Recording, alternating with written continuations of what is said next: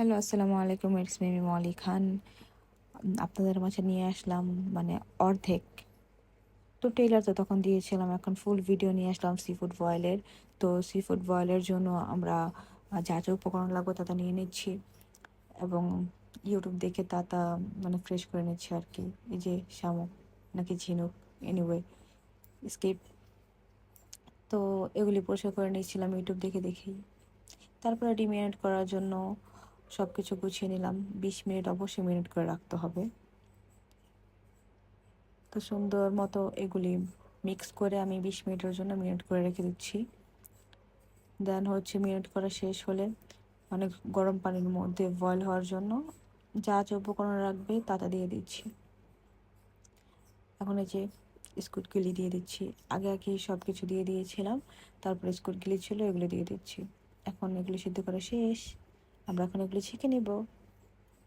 ছেঁকে নেওয়া শেষে মিক্স করার জন্য এই যে যা লাগবে তা সব কিছু নিয়ে নিয়েছি। বাটার, তারপর হচ্ছে বেশি করে বাটার দিতে হবে। এখানে তেল ইউজ করা যাবে না, মূলত আমরা 2টা বাটার নিয়ে নিছি।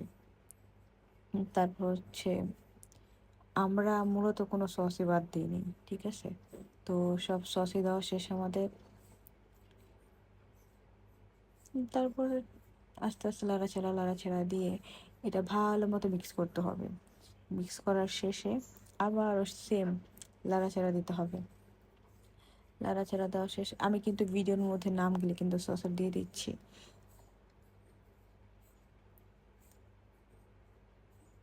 একটু লেবু চিপে না দিলে মানে এটা সি ফুড তো অবশ্যই লেবু দিতে হবে।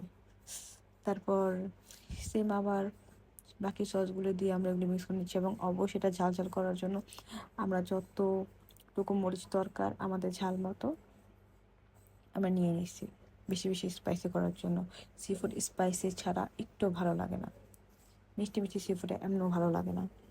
যেহেতু সস দেওয়া হয়েছিল সেক্ষেত্রে মানে ঝাল দেওয়া অনেক বেশি দরকার ছিল। তারপরে যে মরিচের গুঁড়ো দিয়ে আমরা ঝাল দিয়ে দিচ্ছি আরও বেশি করে। আমি ভিডিও এডিট করার সময় ভিডিওগুলি চোখে পড়াতে আরও ওগুলি এখন খেতে ইচ্ছে করছে। যাই হোক, এখন তো খাওয়া কোনোভাবেই সম্ভব না। লাস্টে এই পেপার দিতে ভুলে গেছি। গোলমরিচের গুঁড়ো এভরিথিং সব কিছু দিয়ে আমরা এটি হওয়ার জন্য প্রিপারেশন নিচ্ছিলাম। তো ফাইনালি আমাদের সি ফুড বয়েল হয়ে গেছে। তো টাটা, ভালো থাকবেন।